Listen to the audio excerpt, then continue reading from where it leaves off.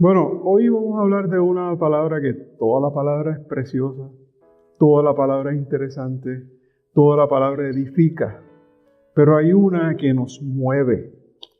Hay una que cuando uno la lee y le busca interpretación y le busca que el Espíritu Santo se la devele a uno,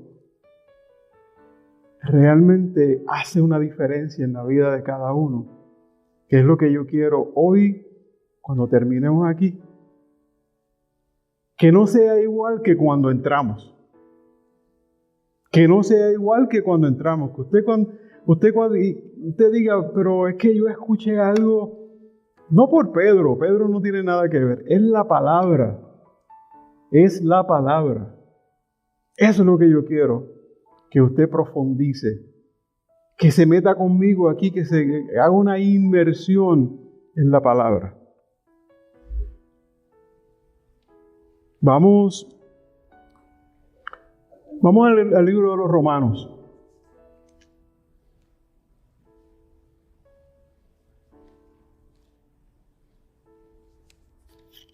Vamos al libro de los Romanos, a la carta de los Romanos.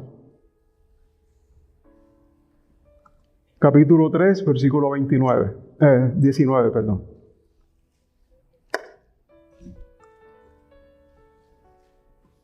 ¿Lo tienen? Dice, pero sabemos que todo lo que la ley dice, lo dice a los que están bajo la ley, para que toda boca se cierre y todo el mundo quede bajo el juicio de Dios, ya que por las obras de la ley ningún ser humano será justificado delante de él, porque por medio de la ley es el conocimiento del pecado.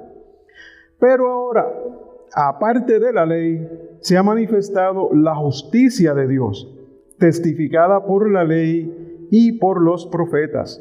La justicia de Dios por medio de la fe en Jesucristo, para todos los que creen en Él, porque no hay diferencia, por cuanto todos pecaron, están destituidos de la gloria de Dios, siendo justificados gratuitamente por su gracia, mediante la redención que es en Cristo, a quien Dios puso como propiciación por medio de la fe en su sangre, para manifestar su justicia, a causa de haber pasado por alto en su paciencia los pecados pasados, con la mira de manifestar en este tiempo su justicia, a fin de que Él sea el justo y el que justifica al que es de la fe en Jesús.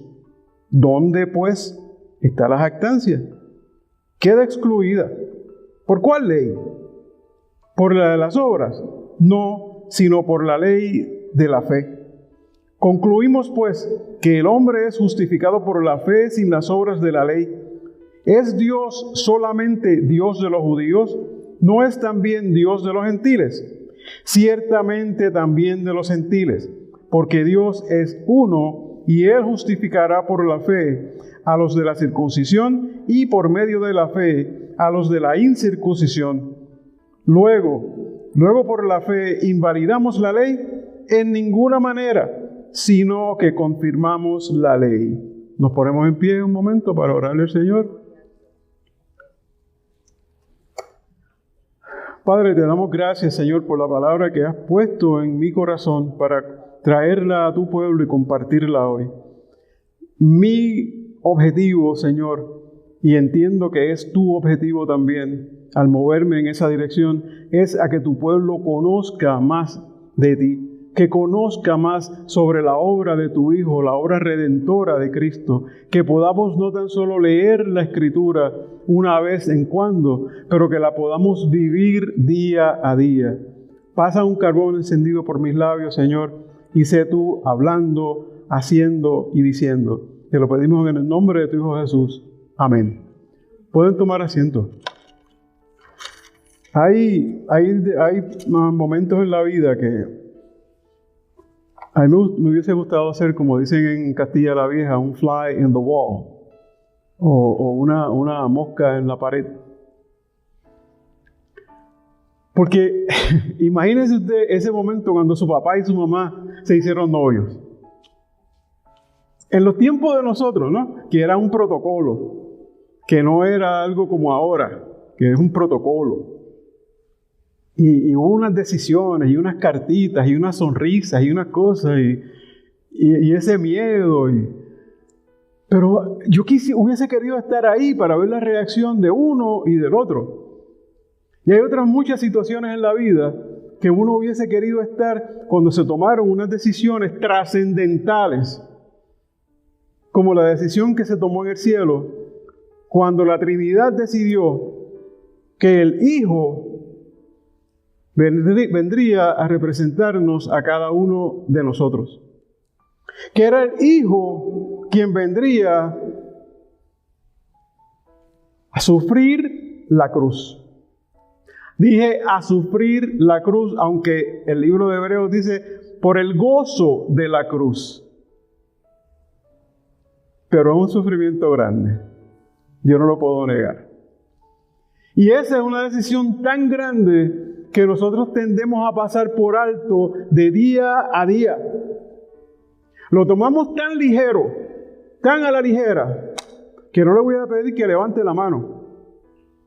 Pero nosotros el tiempo se nos consume con el diario vivir, se nos consume con el trabajo. A mí se me consumía con pacientes, con conferencias, con preparación de slides, con preparación de diferentes cosas. Y cuando uno miraba hacia atrás, el día se había hecho así de pequeño.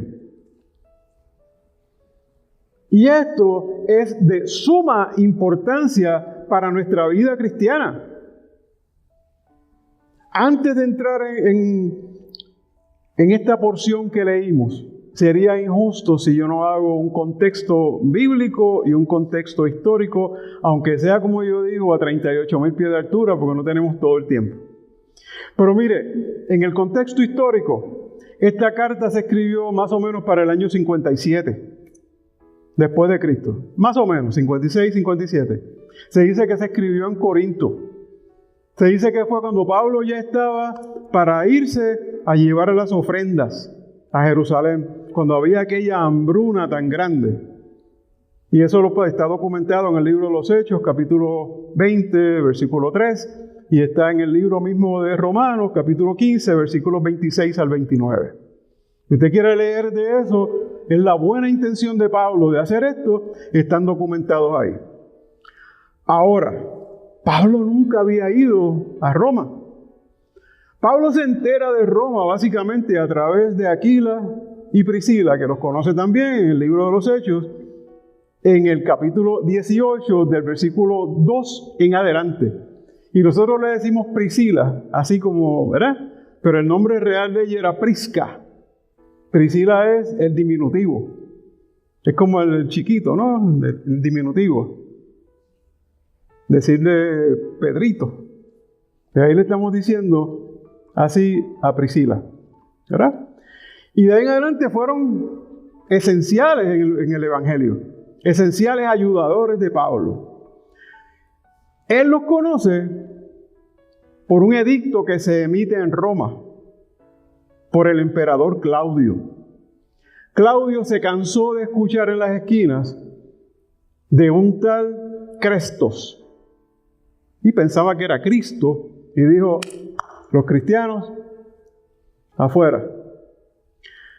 Luego de eso, eventualmente Nerón abole ese dictamen, ese edicto. Y los cristianos regresan. Y regresaron muchos también de esos que decían Cresto, que Cresto había sido alguien que combatía al imperio en aquel momento. Pero en la iglesia de Roma se forma por esta gente que vino a Pentecostés y que se regresan.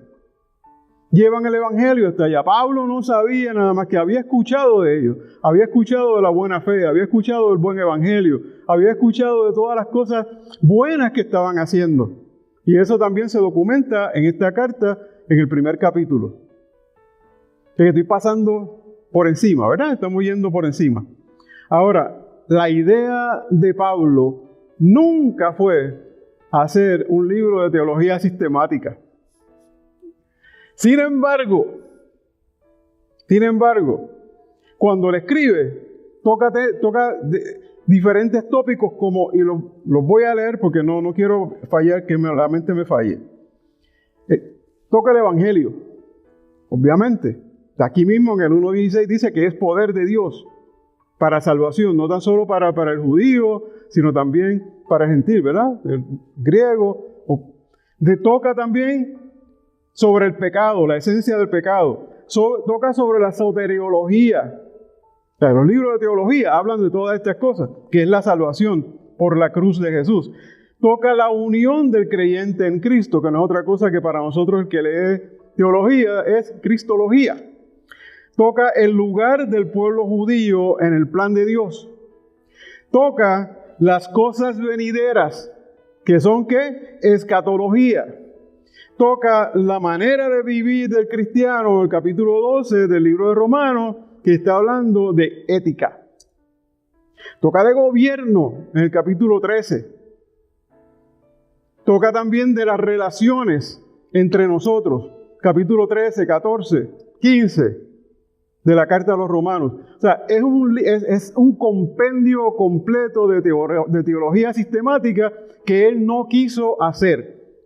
Lo que quiso fue enterar al pueblo romano de lo que es el Evangelio y el deseo que él tenía de ir allí a evangelizar, a darle dones y a compartir dones con cada uno de ellos. Yo te doy y tú me das dones. Porque ustedes son tan buenos como yo lo he estado escuchando, sé que podemos compartir. ¿Verdad? Entonces, hablando de teología, es bien importante que usted sepa que la teología del Nuevo Testamento se condensa básicamente en 3 pasajes. Y el primero está en Juan, capítulo 1, versículo 14, que habla sobre la encarnación de Jesús. Y si usted lo mira en el texto original, en el Textus Receptus o cualquier masorético, cualquiera de ellos, es un pasaje bastante extenso en griego, obviamente, y es extenso y es una sola oración. Juan capítulo 1, versículo 14. Efesios capítulo 1, versículos 3 al 14. También una oración enormemente larga y habla sobre el propósito trinitario y la gloria de Dios. Y el tercer pasaje, que si usted conoce bien, conoce la teología del Nuevo Testamento, es este pasaje que acabamos de leer, que es Romanos capítulo 3, de los versículos 21 al 26, que habla sobre la justificación, la redención y la propiciación. Esos 3 versículos, esos 3 pasajes, como a mí me gusta llamarlos, perícopas, son de suma importancia para todos los que estamos sentados aquí, que no tan solo usted lo lea, sino que lo estudie. Juan capítulo 1, es más, yo le diría que Juan capítulo 1, Agustín estaba presente en una clase que me tocó dar de Juan y nos tomó cerca de 1 mes y medio, nada más que en el prólogo de Juan. Versículo 1 al 18. Porque tiene tantas cosas interesantes que hay que dedicarle tiempo. Y luego Efesios capítulo 1, versículos 3 al 14, sumamente importante, y esto que vamos a ver hoy. Ahora, el propósito de hoy específicamente es que vamos a ver la corrupción del hombre. La corrupción del hombre, que es enorme, como lo está diciendo Pablo aquí, y está descrita en los versículos 9 al 18, pero ¿qué pasa? Que si estamos hablando de un vuelo a 38,000 pies de altura, tengo que decirles que del versículo 18 del primer capítulo al capítulo 3, versículo 24 o versículo 23, Pablo está dándole por la cabeza tanto a judíos como a gentiles. ¿Sabe qué hace? nos quiere poner en lo que diría Castilla la Vieja, en un mismo playing field, al mismo nivel, pero que no es un nivel bueno. Es un nivel donde nos dice finalmente que todos pecaron por cuanto todos pecaron.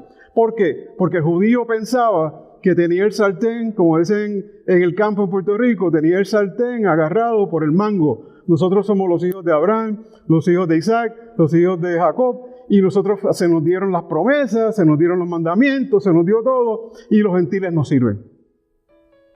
Los gentiles no sirven. Somos nosotros los herederos. Y Pablo lo que le está diciendo es, ustedes son pecadores. Él mismo diciendo, nosotros somos pecadores. Los gentiles son pecadores.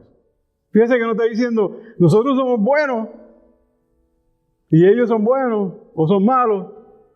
Todos pecamos, por cuanto todos pecaron. Así que, primer capítulo de la carta a los Romanos, versículo 18, empieza el azote de Pablo principalmente en ese momento con los gentiles. Sigue el capítulo 2 con el pueblo judío. Y entonces entra en el capítulo 3 ya poniendo las cosas en una balanza, en un mismo nivel. Ahora, vamos a leer un poco, porque es importante que leamos.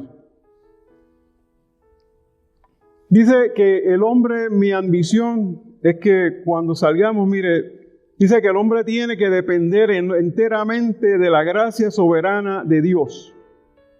Que el hombre tiene que depender de la gracia soberana de Dios por la obra acabada de Jesucristo. Esa es una de las metas. 1, y lo voy a probar con la Escritura. Y 2, Pablo expone 2 puntos para probar. 1, la culpa del hombre, que Calvino la llama la depravación total del hombre. La culpa del hombre para mostrar que no puede ser justificado por obras, por la ley. ¿Por qué? Porque todos pecamos, todos lo hicimos mal. Y eso va del versículo 19 al 23. Y vamos a probar que la gloria de Dios, únicamente la gloria de Dios, para mostrar que debemos ser justificados mediante la fe, y la fe en Jesucristo, de los versículos 24 al 29. Con eso en mente, esas son las 2 secciones, los 2 brackets de aprendizaje. Vamos a comenzar en el versículo 9. Dice, no hay justo, dice Reina Valera, no hay justo. Ni judío, ni gentil. No hay uno.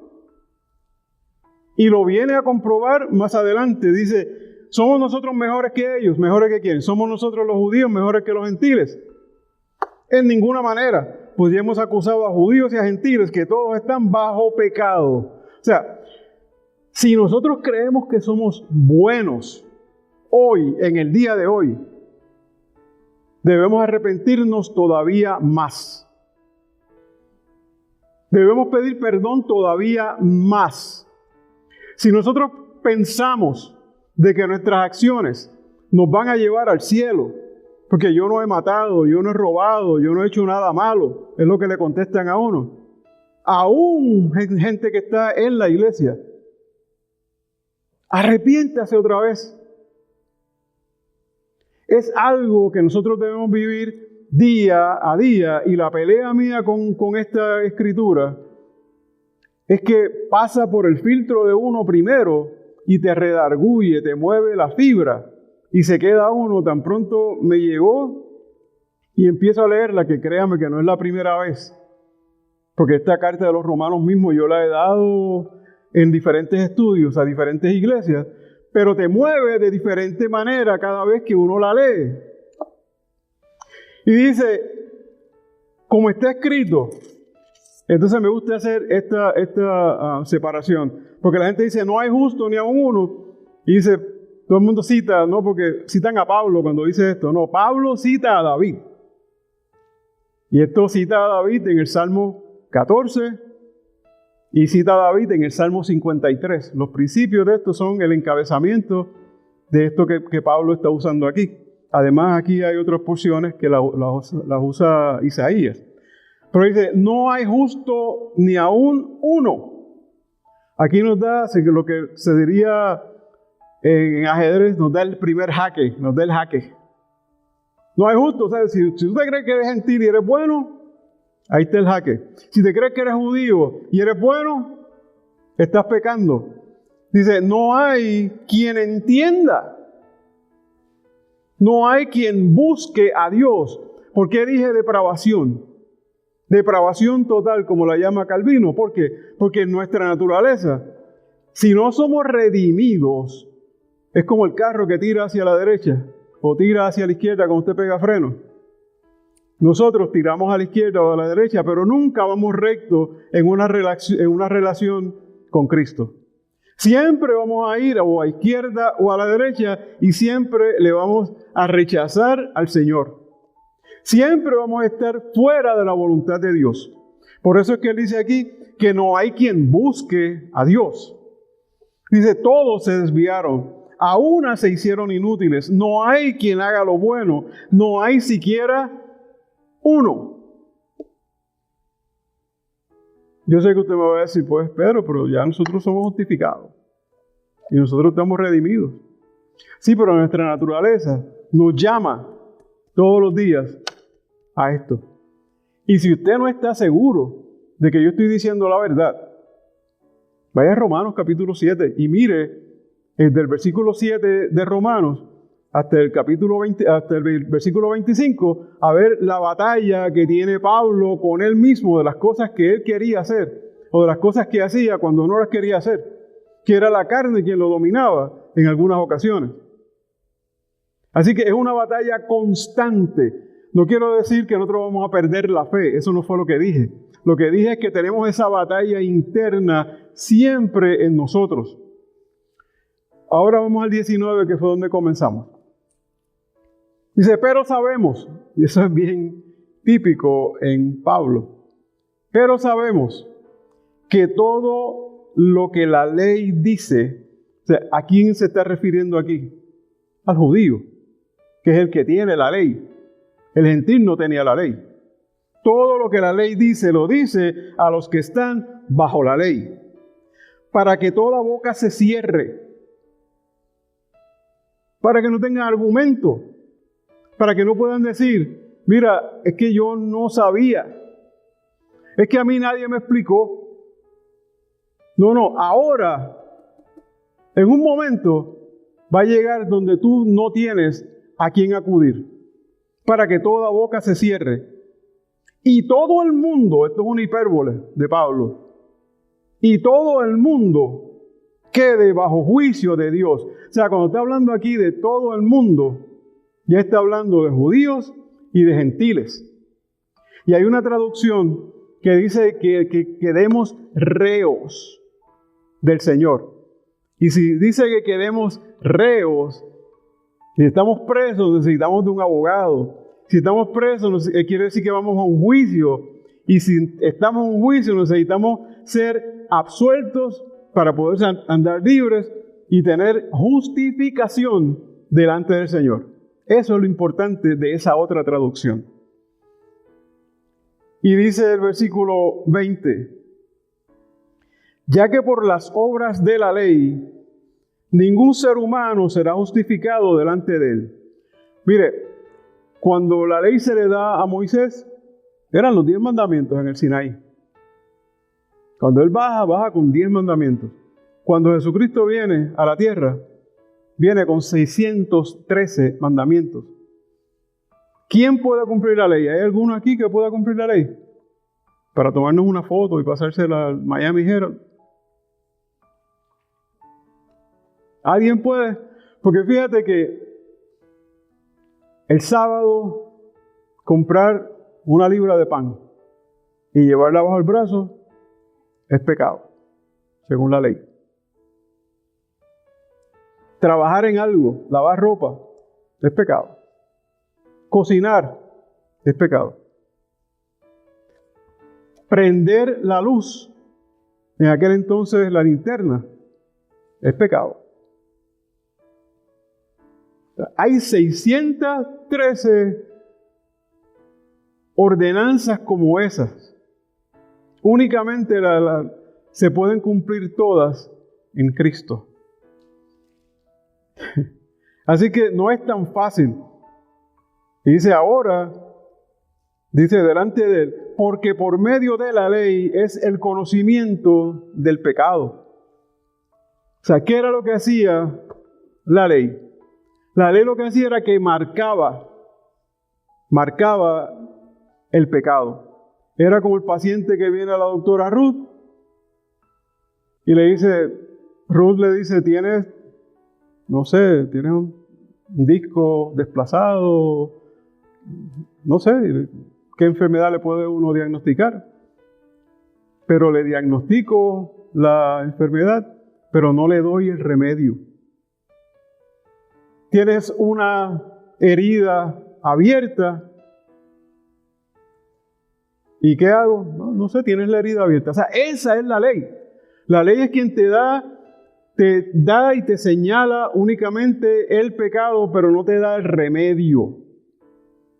Y esa palabra cópiala porque va a ser importante en un ratito. El remedio no está. Y nosotros vamos a ver hoy el remedio. Y queremos aplicar el remedio y queremos que cada uno se quede con el remedio para cuando salga de aquí, como dice el pastor, al campo evangélico, de la puerta de allá afuera, usted lo pueda vivir y aplicarlo. Dice el versículo, esa parte, porque por medio de la ley es el conocimiento del pecado. Versículo 21. Pero ahora. ¿Qué quiere decir este pero ahora? Hay un cambio.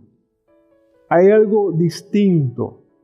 Hasta ahora tuviste la ley. Tuviste conocimiento únicamente de la ley mosaica. Nadie te la interpretó. Nadie te la reveló. Cristo me la reveló a mí. Y yo tengo la oportunidad de traértela a ti. Dice, aparte de la ley, distinto, aparte de la ley, se ha manifestado la justicia de Dios. Y ahora cuando hablamos de la justicia de Dios, aquellos que tomaron que están tomando los cursos el miércoles en la tarde o en la noche, saben que hablamos de justicia. Y dijimos que era rectitud de Dios. ¿Verdad? Dijimos que era la rectitud de Dios. Dijimos que era la integridad de Dios. Dijimos que era la moral de Dios. Y nosotros estamos lejos de todo eso. Porque hemos creado una separación de Dios por nuestro pecado. Cada vez que nosotros pecamos, nos alejamos. Dios no se aleja de nosotros. Que usted dice, Señor, no me sueltes. No, si el que se suelte es uno. Señor, toma el control. ¿Y cuándo Él lo perdió? ¿Cuándo fue que Él soltó la tierra y la dejó dando vueltas solo y se fue a pasear? ¿Toma el control de qué? ¿Qué será perdido? Él lo tiene todo ahí en la mano. Cuando hablamos de la inmanencia de Dios, es eso, Él permea absolutamente todo. Cubre todo con su infinitud y con la inmanencia lo traspasa. Así que seguimos con el versículo. Dice, la justicia de Dios, testificada por la ley y los profetas. O sea, esto no es nuevo. Testificada por la ley quiere decir que ya se venía hablando de esto desde el Antiguo Testamento y no se había entendido correctamente, como nos pasa a nosotros muchas veces que leemos algo, no lo entendemos, no lo entendemos hasta que viene alguien y le quita el velo y dice, esto es lo que esto quiere decir. Esto es lo que está pasando con el pueblo.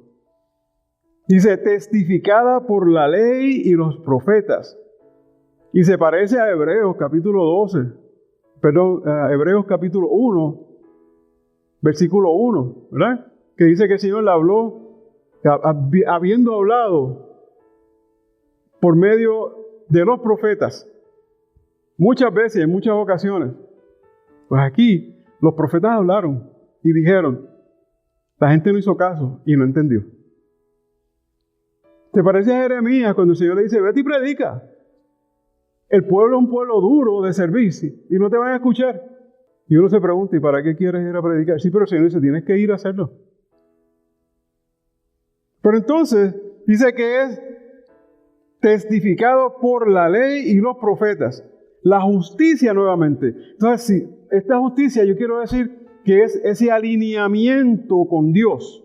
Esa rectitud en la moral de Dios. Estamos justo con Él. Eso es donde me lleva este pensamiento. Dice la justicia de Dios por medio de la fe. ¿Cuál es la clave de todo esto? Es la fe. Es la fe en Cristo. Es la fe. Es aquello que Él le dijo a la mujer que estaba pidiendo y le dice, mira, pan, aunque sea un poquito, a la sirofenicia, le dice, aunque sea una migaja así, una cosita ahí, y que se caiga al piso de eso. Y Él le dice, grande es tu fe, mujer. Vete, haz como tú quieras. Te dio un cheque en blanco. Haz como tú quieras.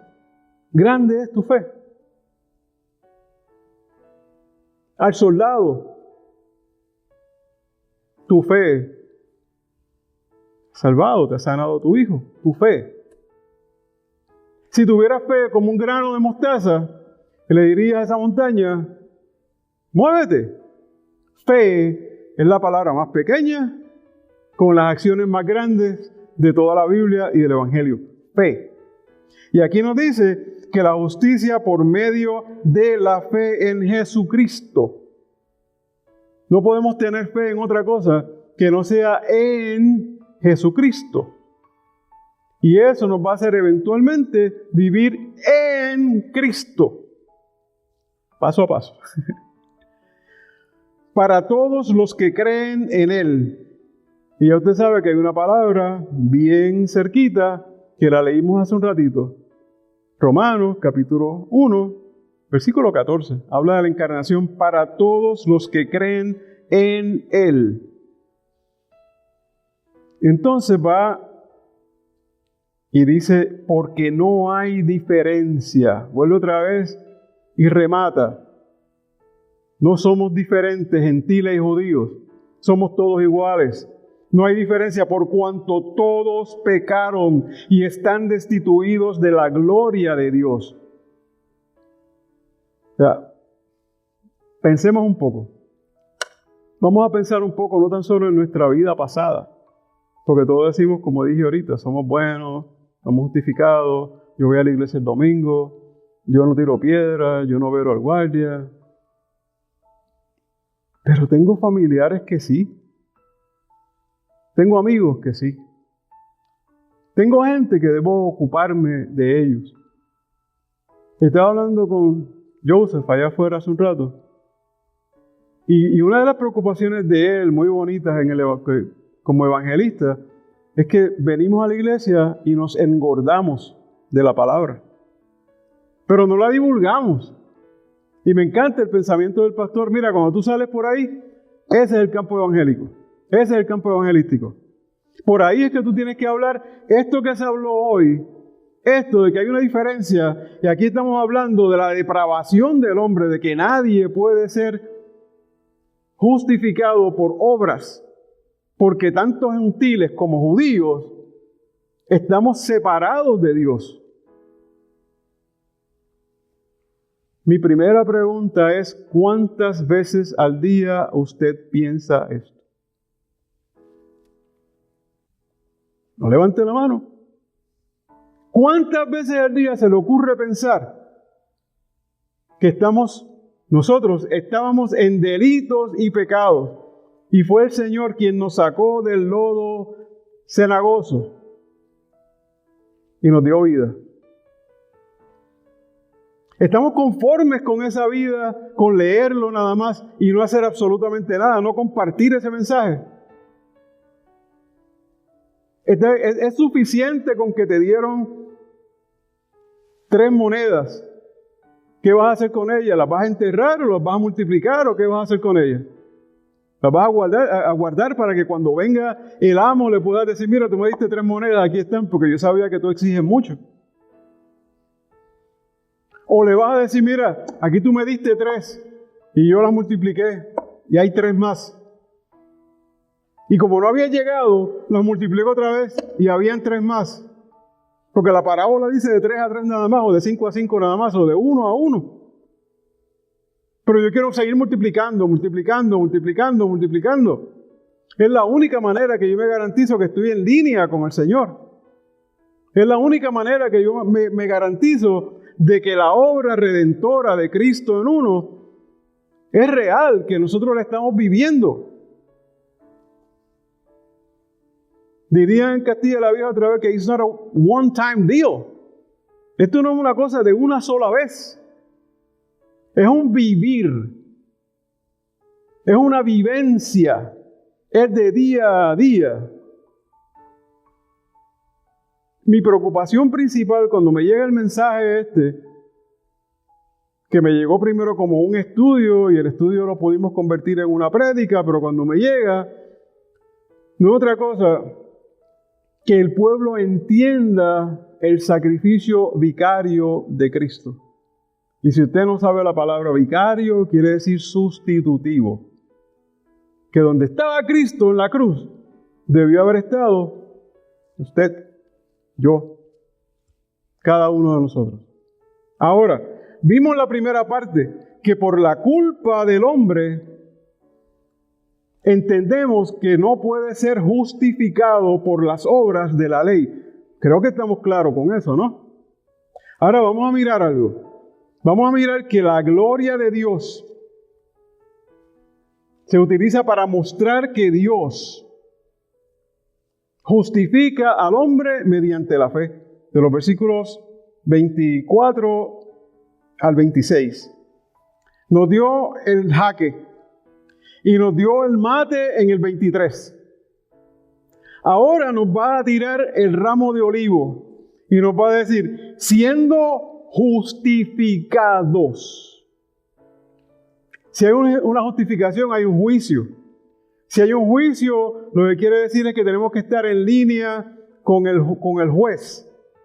El juez ahí no dice que fuimos absueltos.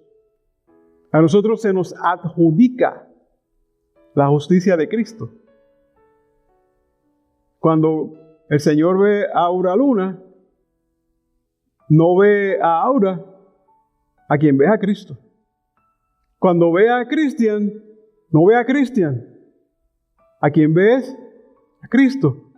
Por eso dice Tozer en el libro que nuestra vida está escondida en Cristo, en un viaje hacia el corazón de Dios. Pero entonces dice que estamos justificados. No estás absuelto. No estás absuelto. No te están diciendo que eres bueno. Dijimos ahorita que no había ni uno bueno. Lo que pasa es que nos están dando la gracia de Dios, la justicia de Dios. Nos la están dando. El ejemplo que yo usé aquí para mí es el clásico. O sea, yo debo $1.000.000. Vamos a ponerlo más real. Debo $25.000 al banco. Y el banco me tiene hasta aquí siguiéndome, y me van a quitar esto, y me van a quitar aquello, me van a quitar lo otro. Y yo voy donde el gerente y le digo, mira, tengo problemas. Y el hombre dice, ¿qué tipo de problemas tú tienes? Económicos. No, tú no tienes ninguno. Aquí tú no debes nada. Aquí vino alguien y puso los $25.000 que tú debes. Y además de eso te dejó dinero infinito en tu cuenta. A nosotros nos dejaron justicia infinita delante de Dios. Así que estamos justificados y la palabra gratuitamente por su gracia. O sea, no es que estamos solamente justificados, es que estamos justificados donde usted, ¿qué hizo para ganar eso? ¿Qué hizo? Absolutamente nada. ¿Y sabe cómo se dice nada en griego? Nada. Absolutamente nada. Fue todo hecho por el Señor. Mire, vaya conmigo a Primera de Pedro, que se me está ocurriendo, Primera de Pedro, que aquí lo dimos. Capítulo 1, versículo 18 al 20. Perdone que no lo traje marcado para hacerlo más ágil, más rápido, pero se me estaba ocurriendo ahora.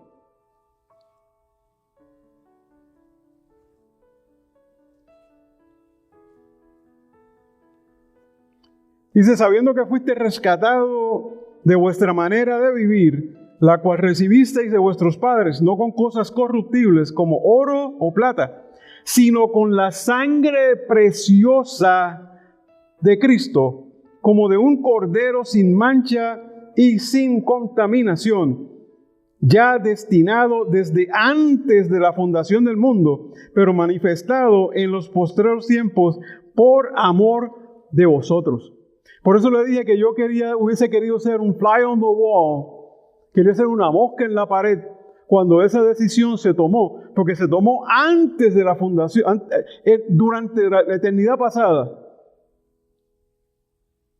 que la segunda persona de la Trinidad decide que cuando dijeron, ¿cómo se redime esto? Pues se redime con la sangre perfecta del Cordero perfecto, sin mancha y sin arruga. ¿Y quién dijo, envíame a mí? Como dijo Isaías, la segunda persona. Explícame eso. Explícame cómo es que Jesús tiene que bajar de su trono perfecto, de estar a la derecha del Padre, de crear todo, porque dice que el verbo, ¿verdad? El primer Génesis 1, y Juan lo reitera en el capítulo 1, versículo 1, que el verbo también estaba ahí, que fue el que creó, que Él, que es creación, que Él, que fue quien hizo prácticamente todo, entonces asume el rol del Cordero perfecto para decir, yo, envíame a mí. Yo voy por Agustín. Yo voy por Pablo. Yo voy por Pedro. Yo no lo entiendo. Yo leo Filipenses capítulo 2, versículo 5 y lo he leído muchas veces. Del 5 al 11 y no entiendo. Es más grande que cualquiera de nosotros, pero nosotros lo leemos y lo pasamos. Porque, qué bonito escribe Pablo. Sí escribe bonito, pero es tan profundo que el mismo Pedro dice en la segunda carta, en el capítulo 3, en el versículo 15, que escribió muchas cosas que son difíciles de entender. Esta es una. Y entonces nosotros, en nuestra inmadurez, y perdone que lo ponga en ese bote, debería estar yo solo a lo mejor, pero en nuestra inmadurez y en nuestra despreocupación, no se nos ocurre pensar en eso una vez al día. Una vez al día. Porque pensamos en la crucifixión, pensamos en Semana Santa. Y a veces criticamos porque el pastor no habló de la crucifixión, de las 7 palabras. Habló de otra cosa. A veces eso sí es importante, que hable de las 7 palabras. Copie esa, pastor. Sí, porque hasta ahí llega nuestra capacidad teológica en ocasiones. Pero ¿cuánto tiempo le dedicamos a pensar en que Cristo, la segunda persona de la Trinidad, bajó del cielo, se hizo hombre, lo crucificaron para librarnos del pecado nuestro? Él asumió la posición cuando Números capítulo 23, versículo 30 nos dice que todo el que es muerto en madero es maldito. De ser perfecto a ser maldito hay un gran trecho. Por eso Pablo mismo nos dice en el capítulo, segunda carta de los Corintios, capítulo 5, versículo 21, nos dice que el que no cometió pecado fue hecho pecado por ti y por mí. Eso es justificación. Eso es justificación. Pero tiene que venir alguien a predicar el domingo, para usted escucharlo, sale al campo misionero y se lo olvidó. Eso es lo que ocurre. Eso es lo que el Señor me estaba dando cuando me dio el mensaje original. O sea, esta preocupación genuina de qué hacemos con la Escritura. Porque yo leerle esto, interpretárselo, ir a la raíz de las cosas, usted me va a decir, es que yo sé eso, Pedro. Yo lo había escuchado anteriormente. Sí, usted lo ha escuchado. Pero lo está viviendo. No me conteste. Dice, siendo el versículo 24, justificado gratuitamente por su gracia,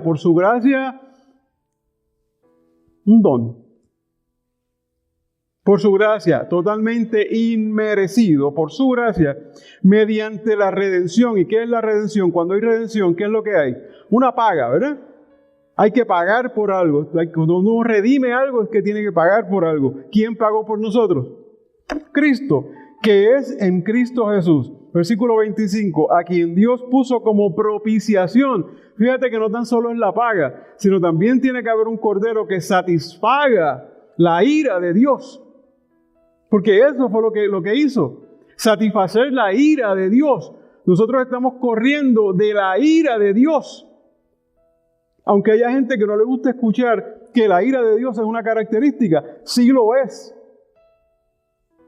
Lo es porque Dios es santo, santo, santo. Y nosotros, pecadores, pecadores, pecadores, por naturaleza. Dice, por medio de la fe en su sangre, para manifestar su justicia a causa de haber pasado en alto en su paciencia los pecados pasados. Versículo 26. Con la mira de manifestar en ese tiempo la justicia, a fin de que Él sea el justo y el que justifica al que es el de la fe en Jesús. Así que abrió la herida el Señor. O mejor dicho, abrió la herida la ley. Abre la herida la ley.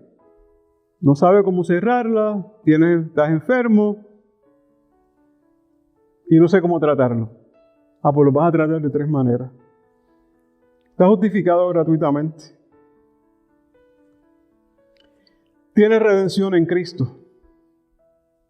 El segundo paso lo puso como propiciación por medio de la fe en su sangre para manifestar su justicia a causa de haber pasado por alto. La tercera manera, con la mira de manifestar en ese tiempo su justicia. Esas son las 3 maneras.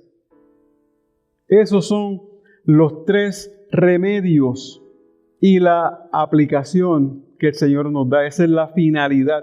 ¿Con cuál es la finalidad? Versículo 26. Con la mira de manifestar en ese tiempo su justicia. Por eso fue el sacrificio. Para mostrar su justicia, a fin de que Él sea el justo. Porque a la larga, ¿quién nos va a juzgar cuando lleguemos allá arriba? Es Él. Él, el que justifica, porque entramos con Él, con el sacrificio, entramos con Él, al que es de la fe en Jesús. Ahí dice que justifica a todo el mundo. No. Yo me perdí eso. Debe ser un error de semántica, de sintaxis.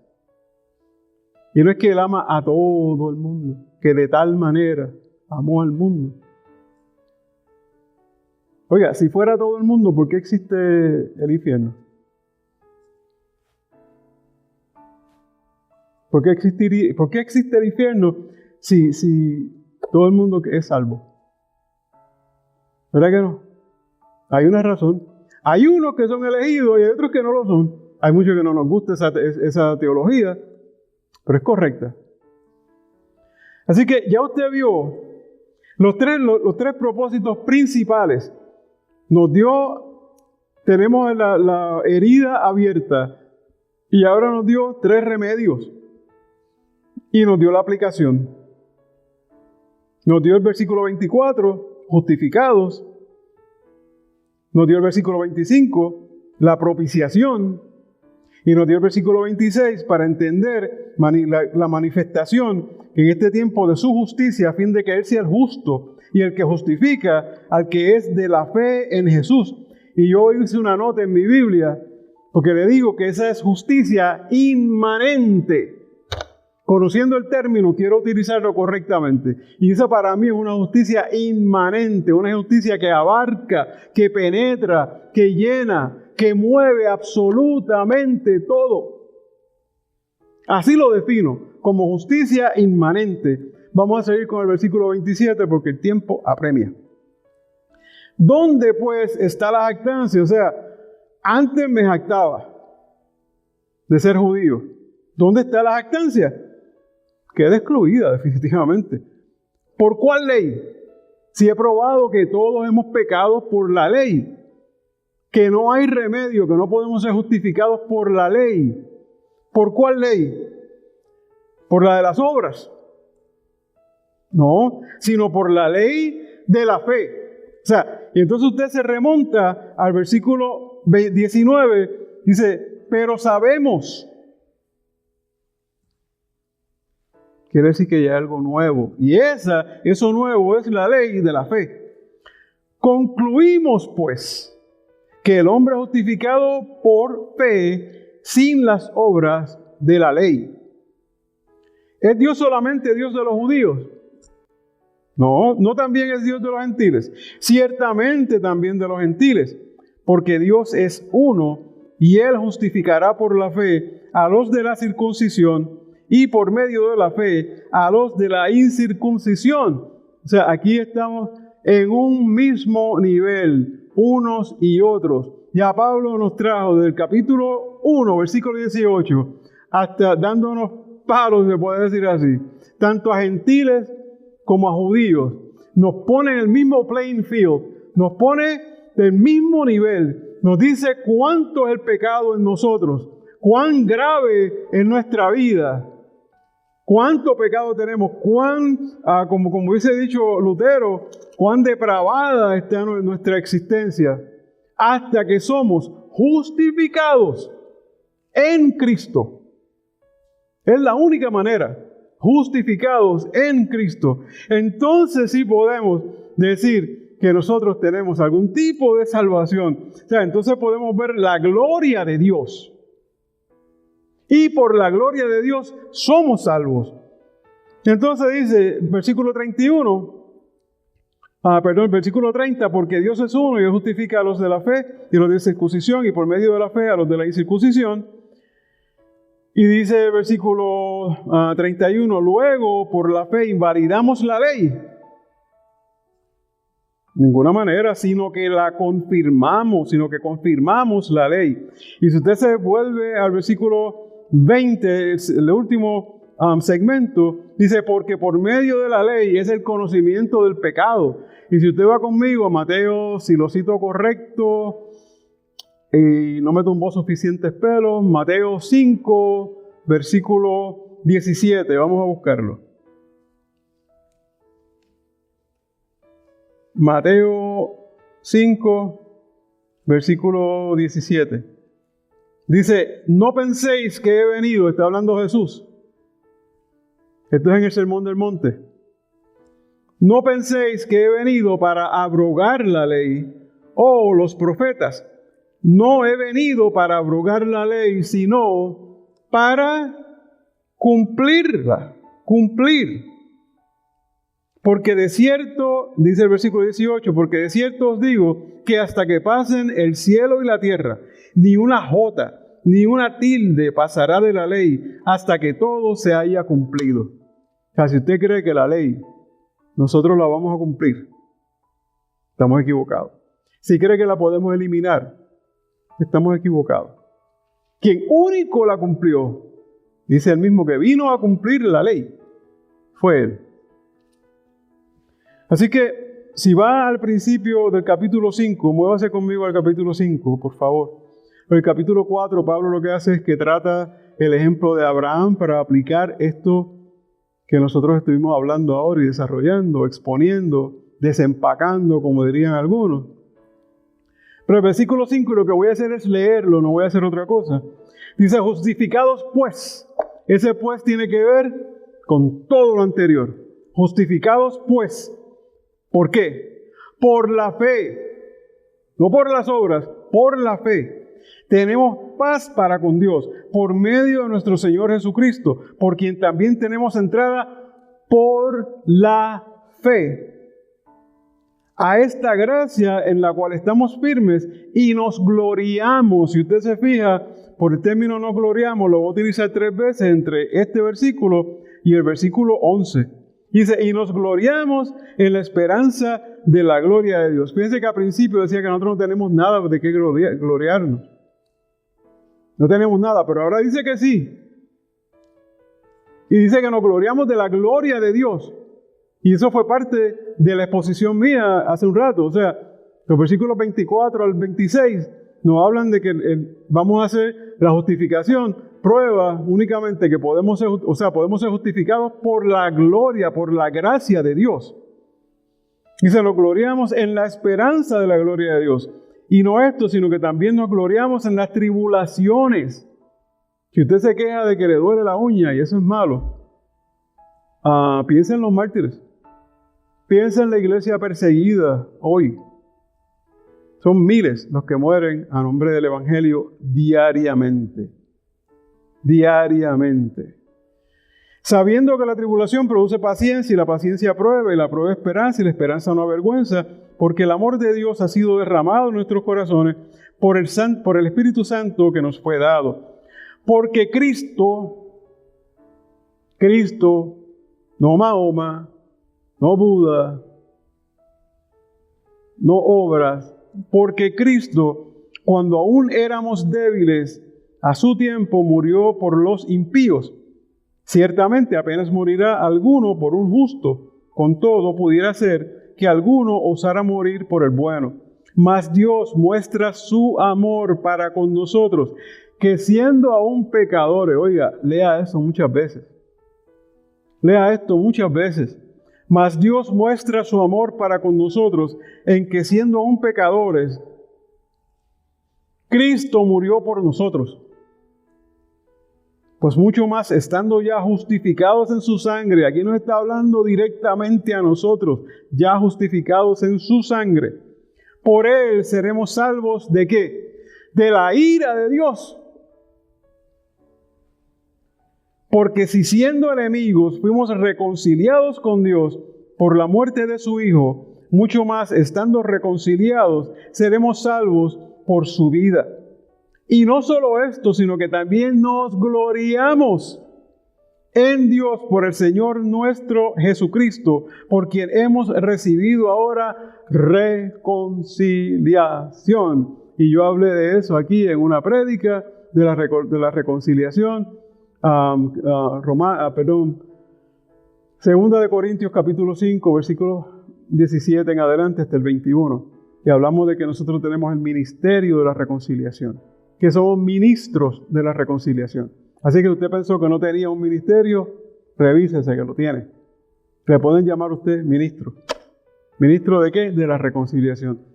Pero el propósito de ir hoy sobre este material es que entendamos la justificación.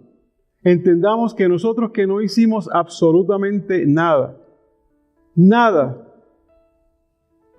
para ganar la salvación, se nos ha dado de gratis. No por obras, como dice también Efesios, capítulo 2, versículo 9, no por obras para que nadie se jacte.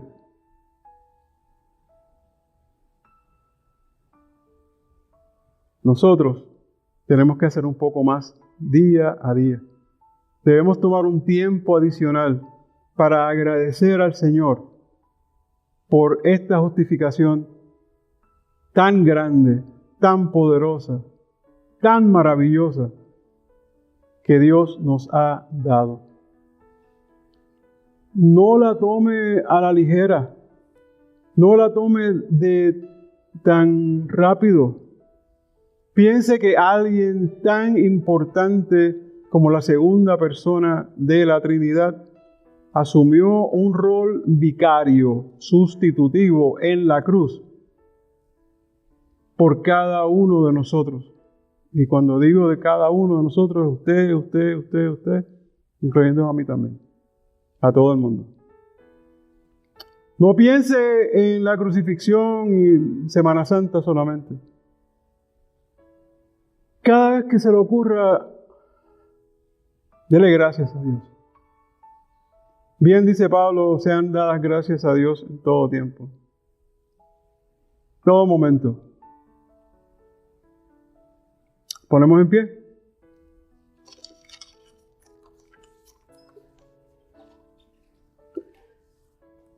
Padre, te damos las gracias, Señor, por esta palabra que nos has dado en esta tarde. Espero, Señor, que haya caído en terreno fértil y que pronto pueda comenzar a dar fruto al 100%. Que pronto podamos comenzar a cambiar nuestra manera de pensar. Que suframos de esa metamorfosis, de ese cambio permanente, y que nosotros podamos dedicarle el tiempo que sea necesario para alinearnos contigo, para alinear nuestro pensamiento con tus obras, con tu propósito para cada día parecernos más a tu Hijo. Que podamos hablarle a otra gente también y podamos traerlos al Evangelio. Te lo pedimos en el nombre de tu Hijo Jesús. Amén.